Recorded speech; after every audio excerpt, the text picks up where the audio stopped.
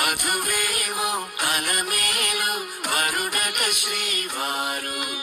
మనవాడి కలిసారు చెలిమి కలిమి ఒకరికొకరు ఈ జంటను దీవించగా దేవతలందరి నోట పలికిన చల్లని మాట శతమానం భవతి